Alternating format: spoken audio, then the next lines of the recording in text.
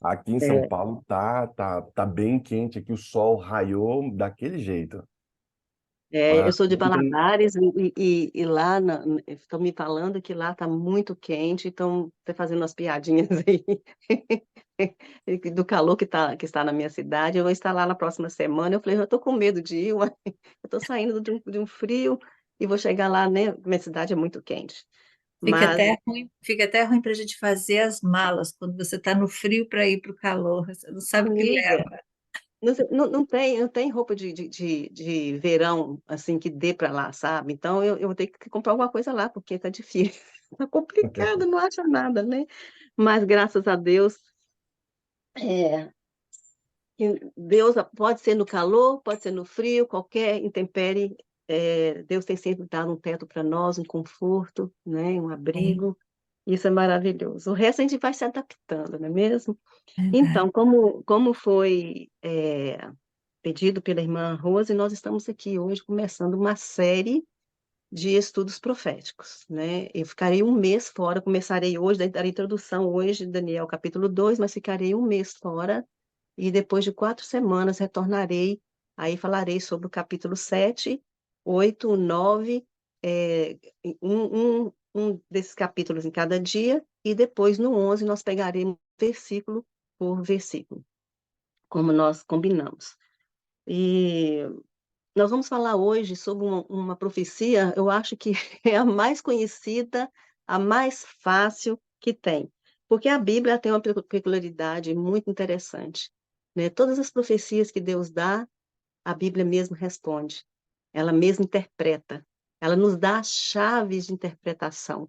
E quando ela nos dá essa chave de interpretação, quando ela mesmo não interpreta, como é no caso do capítulo 2, o 7 e alguma parte lá do 8 que é a continuação, ela nos dá chaves para que nós busquemos na história. É quando você vai na história, você vê ali o que aconteceu, você fala assim, gente, isso já aconteceu, verdade, do jeito que a Bíblia falou, isso aconteceu. Por quê? Porque Deus é onisciente, ele sabe todas as coisas, né? Então, Deus, antes de acontecer, ele já falou. E nós temos que crer na palavra profética, porque quando nós cremos na palavra profética, a nossa fé, ela cresce, ela aumenta, porque nós temos a certeza de que quem está no controle é Deus. Então, hoje nós vamos falar sobre Daniel capítulo 2, né? Uma profecia muito conhecida.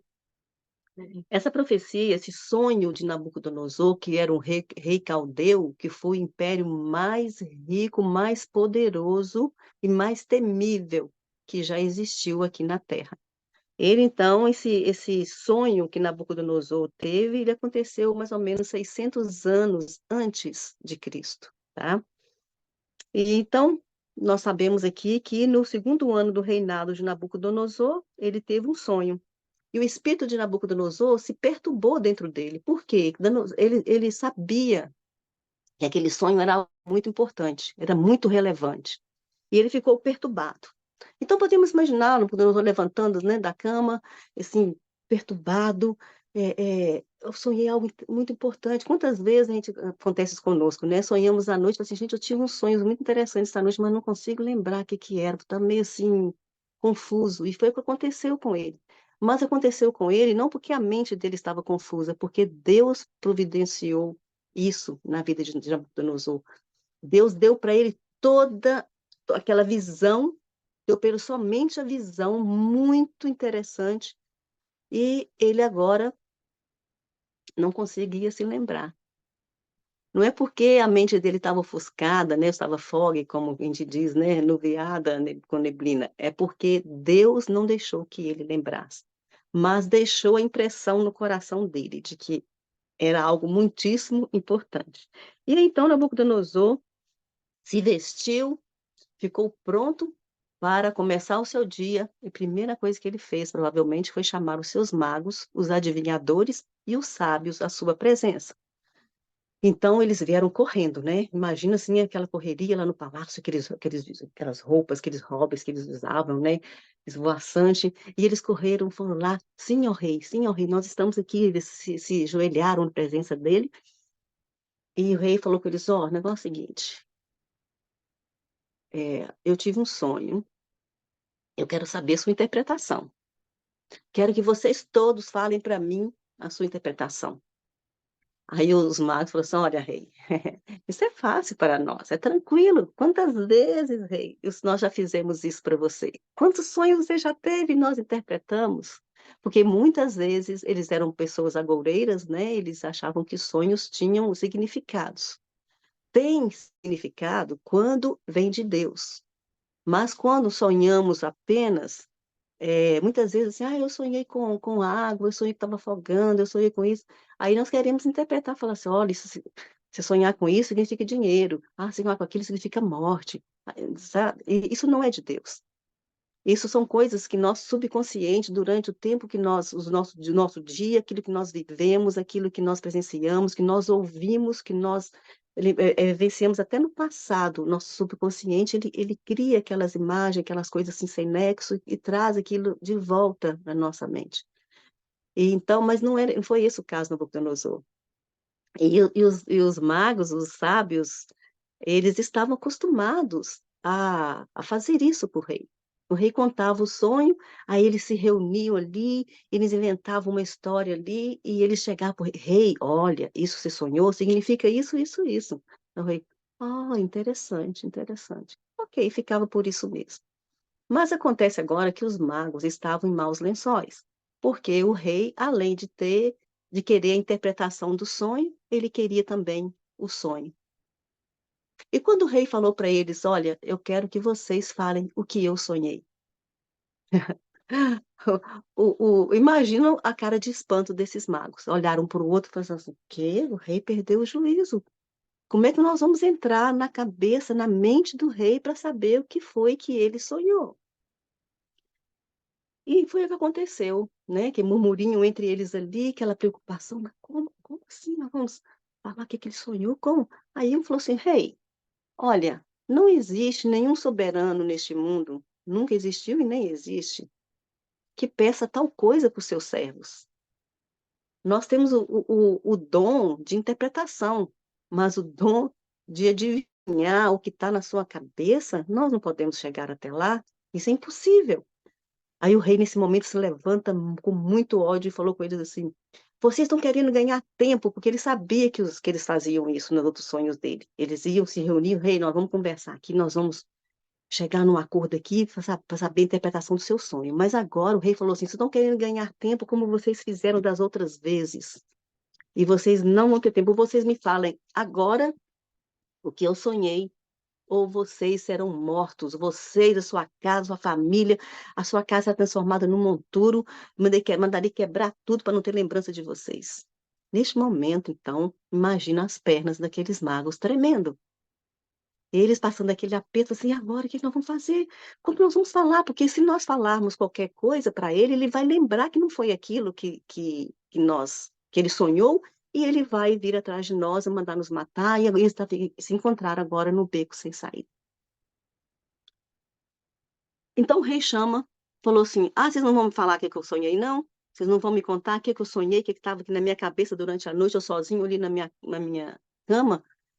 Vocês não vão entrar aqui dentro e falar, não? Ok. Quando chamou Arioque, falou assim: mata todos, mata agora, porque eles são mentirosos, eles não prestam, eles não sabem adivinhar. E Arioque correu, pegou aqueles magos, os adivinhos, os sábios, levou eles para poder serem mortos. E então, adivinha quem estava no meio disso aí? Daniel. Daniel, mas os seus amigos, eles eram considerados sábios, porque eles vieram como escravos de Israel, né? Quando o Nabucodonosor, né, fez 3 viagens até Jerusalém e trouxe 3 levas de prisioneiros e pegaram os melhores e deixaram os mais pobres na terra.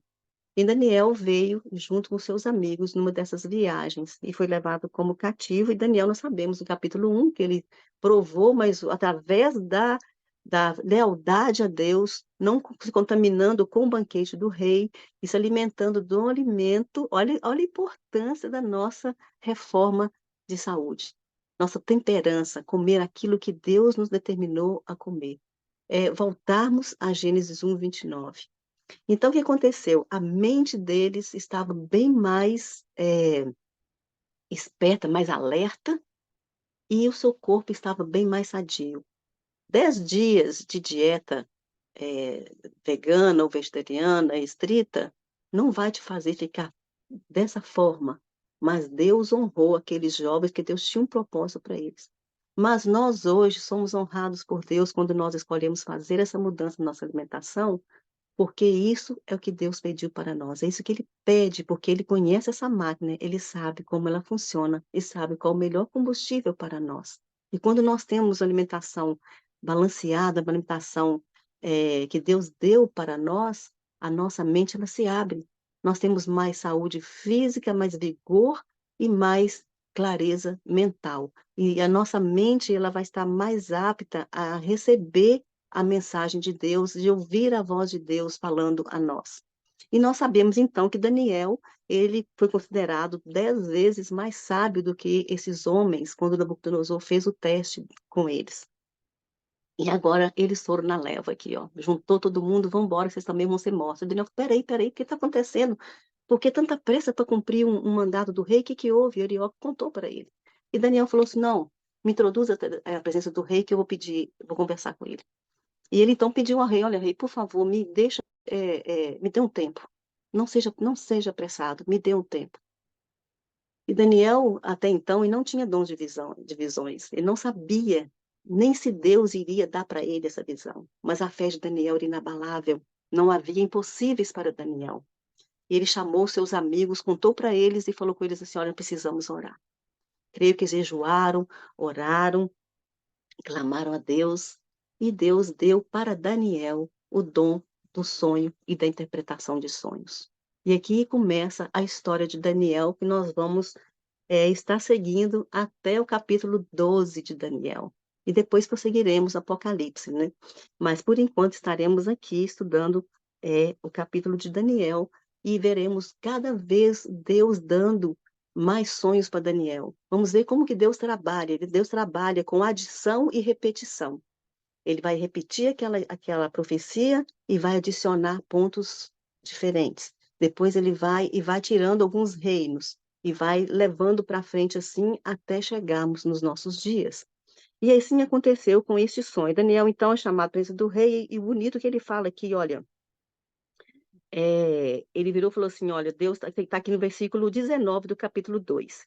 Deus revela, então, o sonho de Nabucodonosor. Então, o segredo foi revelado a Daniel em uma visão noturna. Daniel era noite, devia estar deitado, né? Ele deve ter orado e descansado no Senhor, ele não podia fazer mais nada. Depois Daniel bendisse ao Deus do céu. Daniel respondeu e disse, bendito seja o nome de Deus para sempre, sempre. Gente, que maravilha quando Deus atende nossas orações, mesmo aquelas que nós estamos pedindo e que Deus ainda não respondeu. Nós devemos dizer, bendito seja o nome de nosso Deus, porque nós sabemos que Deus, de uma forma ou de outra, vai nos atender, vai nos responder. Para sempre, sempre, pois seus são a sabedoria e o poder. E ele muda os tempos e as estações. Ele remove reis e estabelece reis. Eu quero que vocês guardem na mente de vocês esse verso, só essa parte. Ele remove reis e estabelece reis, tá? Ele dá sabedoria ao sábio e conhecimento àqueles que conhecem o entendimento. E aqui ele revela as coisas secretas e profundas. Ele sabe o que há na escuridão e a luz habita com ele.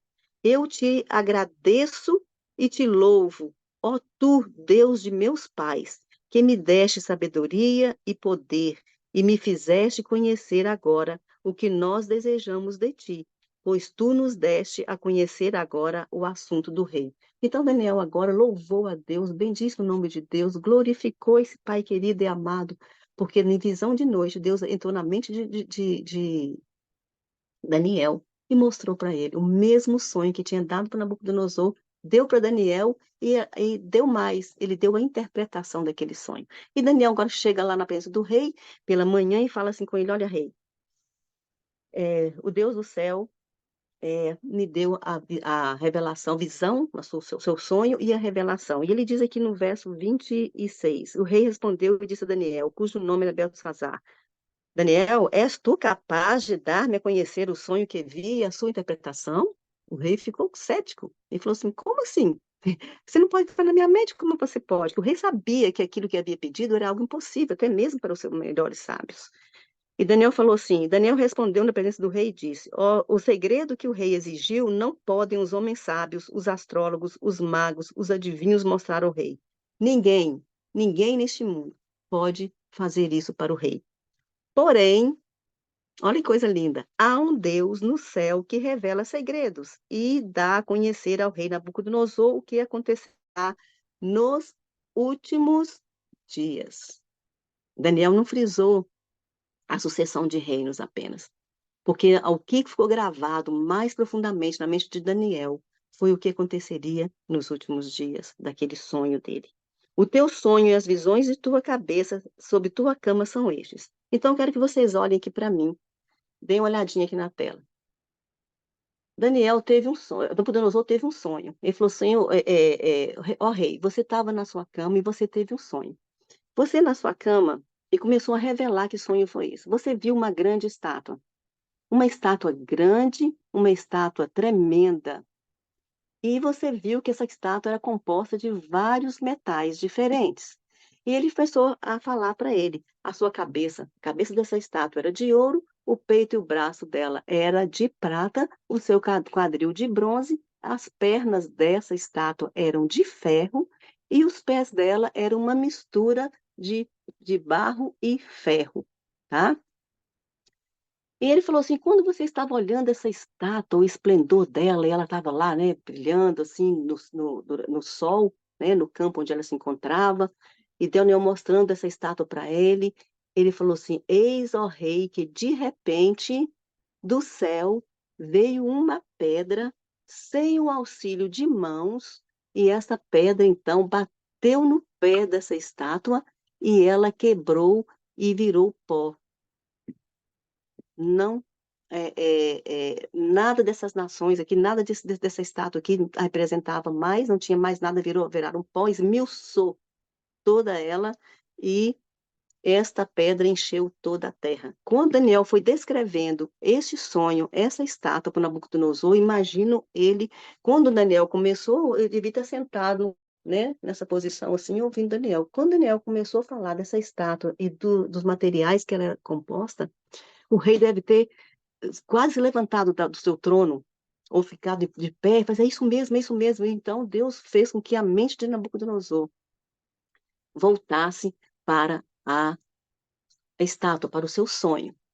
Agora que o rei viu que Daniel falou para ele aquilo que ele havia sonhado, na sua cama à noite, na sua mente, o rei Nabucodonosor já estava impressionado com essa capacidade que Daniel falou que nem ele tinha, nem ninguém neste mundo tinha, mas somente Deus que está no céu que pode revelar os segredos para os homens.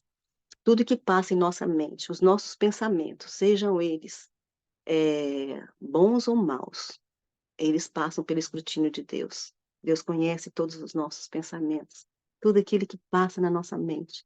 Não precisamos exteriorizar o nosso ato de pecado, mas se está na nossa mente, Deus vê, Deus vê, Deus conhece. Então temos que tomar cuidado com essa máquina aqui, olha, porque aqui podemos bendizer a Deus, podemos glorificar a Deus, e aqui também podemos cometer pecados e desonrar a Deus. E assim, então, depois que ele deu para ele o sonho, ele falou assim, agora, rei, eu vou te dar a interpretação desse sonho. Ele falou assim, olha, rei, você estava olhando aqui no sonho, e quando essa estátua, você viu que a cabeça dela era de ouro. Ele falou assim, ó, rei, tu és a cabeça de ouro, igual o teu reino nunca houve e não haverá.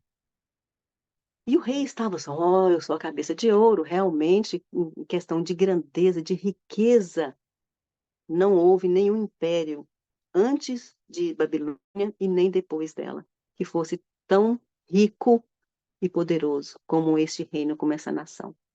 O rei ficou observando a cabeça. Provavelmente essa cabeça era a imagem, né, e semelhança de Nabucodonosor.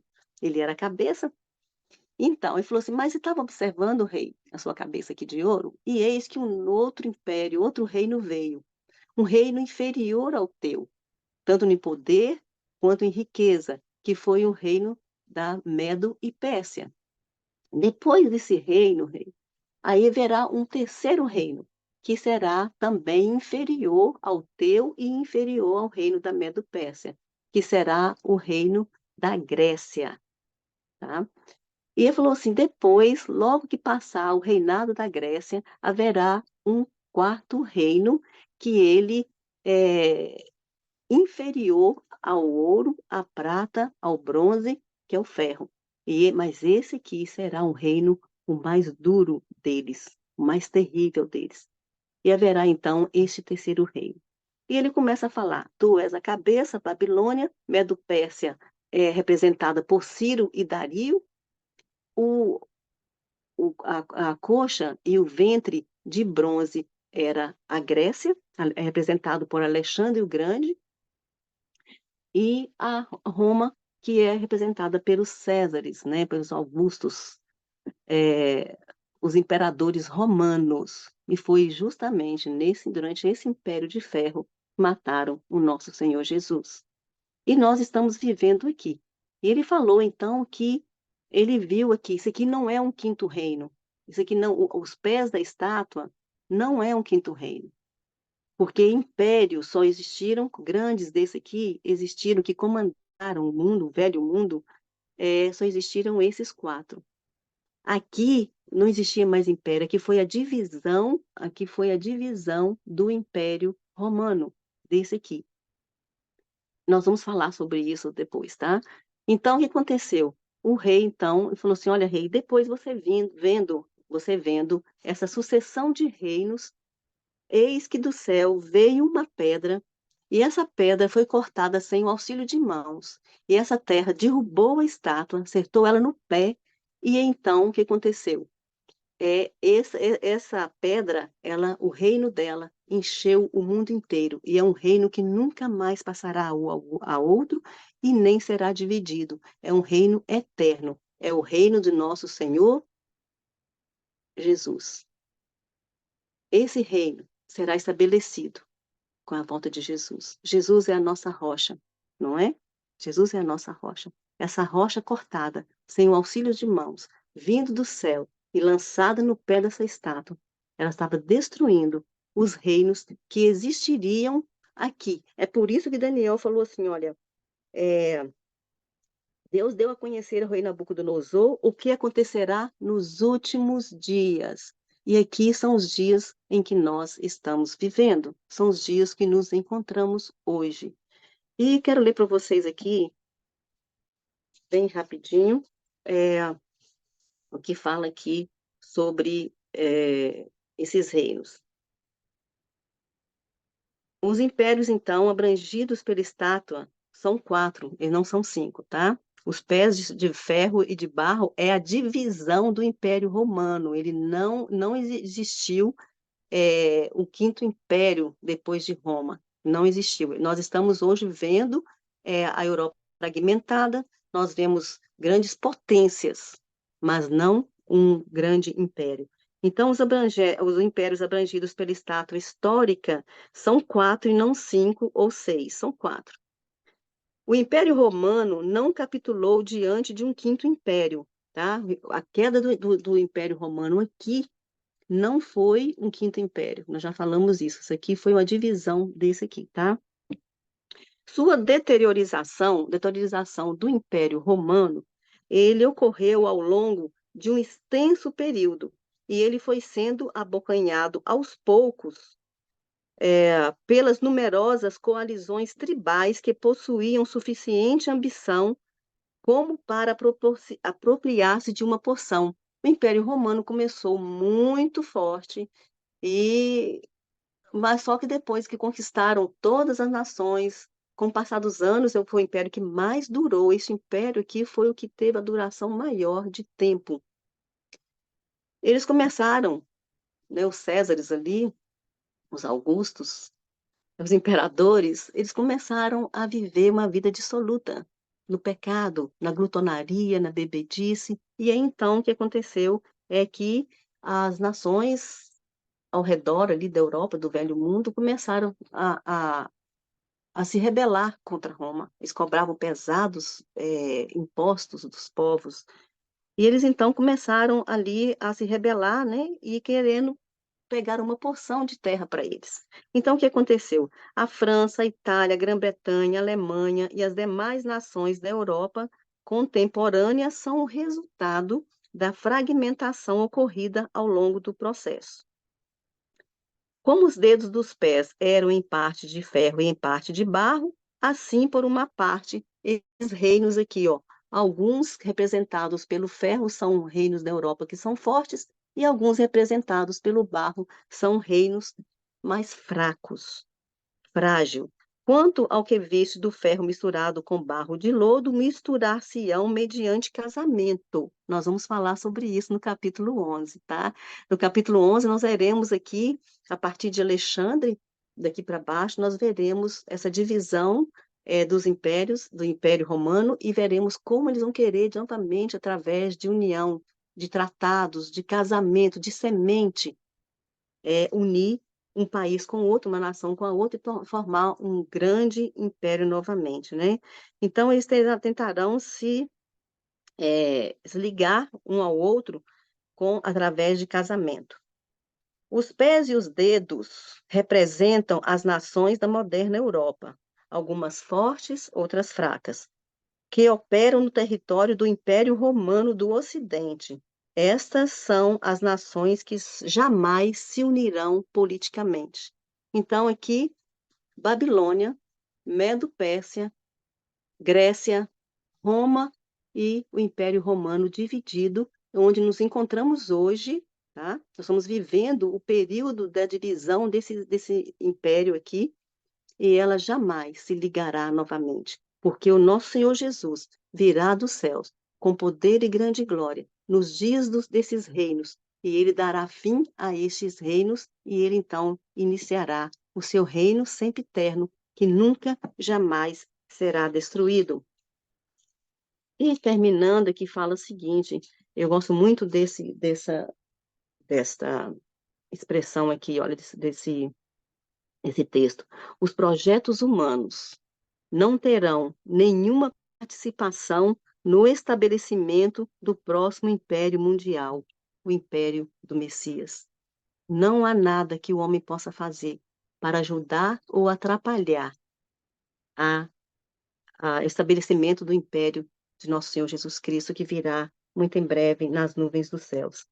E terminando, aqui diz o seguinte: por meio dos cativos hebreus, olha que importante isso, de Daniel, Misael, Azarias e Ananias, os 4 amigos, por meio deles, o Senhor se fez conhecido aos pagãos de Babilônia. Através de Daniel, desses amigos, eles puderam mostrar quem era o Deus do céu. A essa nação idólatra foi dado o conhecimento de que o reino do Senhor será estabelecido e, por meio do seu poder, firmar-se-ia contra todo o poder e engenho de Satanás. Satanás não tem poder para impedir que Jesus estabeleça o seu reino aqui neste mundo. Daniel e seus amigos, companheiros, Esdras e Neemias e muitos outros foram testemunhas para Deus em seu cativeiro. Sempre que o povo de Deus era levado cativo, Deus sempre tinha ali uma luz, uma tocha, que era a fé de um dos seus servos, de um ou mais de seus servos. É maravilhoso isso. O Senhor os espalhou entre os reinos da terra, a fim de que sua luz pudesse brilhar claramente em meio à escuridão do paganismo e da idolatria. A Daniel, Deus revelou a luz de seus propósitos, os quais haviam sido escondidos por muitas gerações. Ele escolheu que Daniel contemplasse em visão a luz de sua verdade e refletisse essa luz sobre o orgulhoso reino de Babilônia. Ao despótico rei foi permitido ter um lampejo da luz vinda do trono de Deus.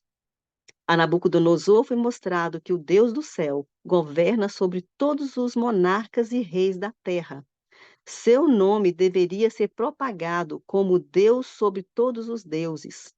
Deus desejava que Nabucodonosor compreendesse que os governantes dos reinos terrestres tinham um governante nos céus. Olha que maravilha! Todos os governantes dos reinos terrestres têm um governante no céu. Oh, Senhor, é maravilhoso. A fidelidade de Deus em resgatar os 3 cativos das chamas e vindicar seu curso de ação revelou seu poder maravilhoso. Grande luz brilhou de Daniel e de seus companheiros. Coisas gloriosas foram faladas sobre Sião, a cidade do Senhor. Assim o Senhor deseja que a luz espiritual brilhe por meio de seus fiéis atalaias nesses últimos dias. Nós hoje não somos, nós somos, né, livres. Nós não somos cativos de nação alguma, não somos escravos, mas somos escravos do pecado. Somos escravos do pecado.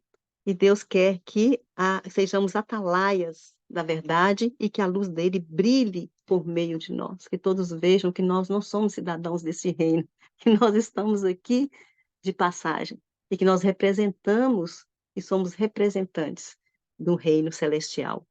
Aqui diz, continuando aqui, diz que se os santos do Antigo Testamento deram tão decidido testemunho de fidelidade, quanto não deveria o povo de Deus hoje, possuindo a luz acumulada de séculos, brilhar quando as profecias do Antigo Testamento derramaram sua glória velada sobre o futuro. Amém. Se para eles era necessário viverem uma vida de santidade na presença de Deus, sendo testemunhas vivas do poder de Deus, ainda mais nós hoje, que vivemos no pior período da história deste mundo. Somos a última geração. Nós somos a pior geração que já existiu, física, mental, espiritual, emocionalmente. Estamos todos doentes. Mas é conosco que Deus terminará esta obra. Nós podemos ser como Daniel, se nós mudarmos nossa alimentação, se nós tivermos uma alimentação perfeita como ele teve com seus amigos, lembrando que esse é um sacrifício racional da nossa parte. É nós deixarmos a condescendência própria, desejos da carne, deixarmos de comer aquilo que nos faz mal. Nós teremos uma mente e um corpo são, e aí nós seremos habilitados pelo Espírito de Deus, seremos usados por Deus para a pregação do Evangelho nesses últimos dias. E a mensagem será propagada em alto clamor, e nós faremos parte dos 144 mil.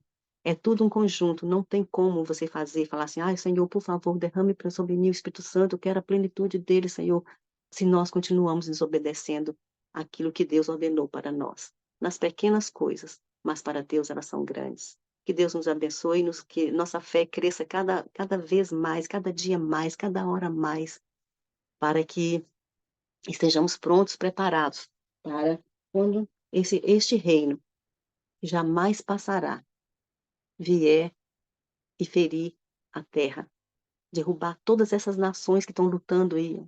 Tudo vai acabar, tudo vai passar, mas o reino de Deus será para sempre e eternamente. Que Deus nos abençoe. Amém. Tânia, você faz a oração de apelo e eu faço a oração final, tá bom? Obrigada. Maravilha.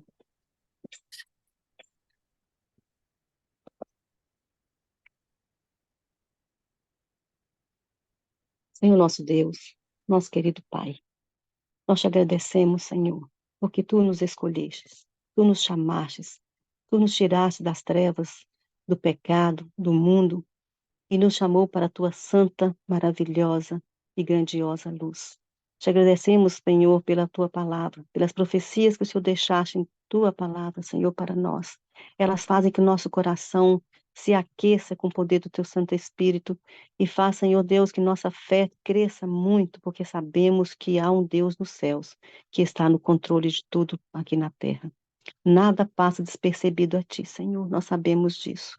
E isso nos traz uma confiança muito grande, porque tudo aquilo que o Senhor prometeu em Tua palavra, Tu és fiel para cumprir na vida de cada um de nós e também nas nações, Pai. Sabemos que as nações estão iradas. Nós ficaremos de olho nelas, porque o Senhor mostrou para nós, através das profecias, o que aconteceria neste mundo e com as nações, até a Tua vinda. Senhor, nós queremos pedir nos prepare, nos ajude a amarmos a tua palavra, a buscarmos conhecimento dela, a estarmos sempre, Senhor, com o coração voltado para as coisas do céu, porque nós estamos neste mundo, Senhor, mas nós não somos daqui. Nós somos herdeiros do reino celeste.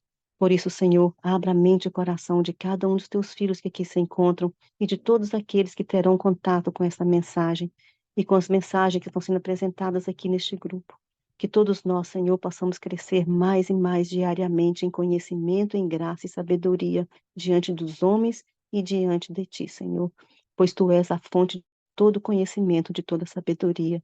Colocamos, Senhor, nossa mente, nosso corpo à tua disposição e pedimos que o Senhor nos ajude a fazermos as mudanças que nos são necessárias para assim termos um melhor relacionamento contigo, para que o nosso canal de comunicação com os céus esteja desimpedido, descalcificado e possamos ouvir a tua voz, Senhor, falando ao nosso coração. Nos transforme, nos guarde, nos abençoe e nos ajude a sermos luz nesse mundo escuro. É o que nós te pedimos e agradecemos no doce e maravilhoso nome de Jesus. Amém. Amém. Querido e amado Pai, eterno Deus, continuando na tua presença, Pai, para te agradecer por essa mensagem de hoje. Obrigada, Senhor Deus, porque o Senhor tem chamado a atenção do teu povo em vários cantos do mundo, Senhor Deus. O Senhor tem chamado a atenção dos teus filhos para voltar os olhos para a tua palavra, para estudar, Senhor Deus, essa mensagem maravilhosa. Enquanto a Tânia demonstrava ali através daquela estátua e a pedra em suas mãos, na minha mente, eu fiquei imaginando, Senhor Deus, como será a sua volta. E é emocionante, Senhor Deus, em saber que o Senhor já preparou tudo isso. O Senhor já mostrou para nós como vai ser, tem mostrado através das profecias como será tudo. Obrigada, Senhor Deus, porque esse grupo está aqui para aprender mais de Ti. Iniciando com a Tânia as profecias, nós vamos entender, Senhor Deus, exatamente em que ponto nós estamos da história. Já vimos hoje em que parte da história desse mundo nós estamos vivendo. Pai, o que é necessário é que nós possamos abrir a nossa mente, o nosso coração para o entendimento. E também, Senhor Deus, não ficarmos só nisso, não ficarmos sozinhos nisso, mas que nós possamos também buscar outras pessoas para estudar a Tua palavra, porque muitas pessoas, Senhor Deus, não conhecem essa história, a história como que começou, aonde estamos no meio dessa história toda, aonde, que parte nós estamos vivendo. Pai querido, ajuda, Senhor Deus. Eu sei que aqui no nosso grupo tem muitas pessoas que estão começando o estudo bíblico agora, como a Fernanda. Talvez ela não tenha escutado ainda sobre essa história. E hoje ela escutou aqui. Pai, que tudo possa ser, tudo que nós aprendermos aqui, Senhor, seja para nos estar mais próximo de Ti. E a honra, Senhor Deus, seja dada a Ti. Obrigada, Senhor, por o Senhor usar a Tânia para nos ajudar aqui, Senhor. Muito obrigada. Seja com cada um de nós nesse dia de hoje, Senhor Deus. Nós precisamos do batismo do Teu Santo Espírito para viver esse dia de hoje. O dia que está começando hoje, Senhor. Para muitos já começou, para muitos já estão na porta do trabalho para entrar. Senhor, queira estar com cada um de nós, cada janelinha aberta aqui, que o Senhor possa estar abençoando cada filho seu, especialmente o Guilherme, Senhor, que foi feito o pedido pela vida dele, que o Senhor possa estar cuidando da saúde do Guilherme nesse momento. E também pela família da dona Neuza, Senhor, ela pede que o Senhor tire as escamas dos olhos de sua família, que eles venham conhecer também a verdade do Senhor. Pai, que possamos abrir mais a Bíblia, que possamos ler mais os conselhos que o Senhor tem. Obrigada, Senhor, por esse momento, e obrigada pela oração do pastor no inicial.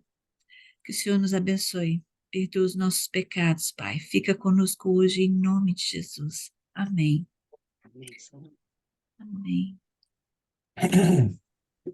Amém. Obrigada, Tânia. Amém. Bom dia.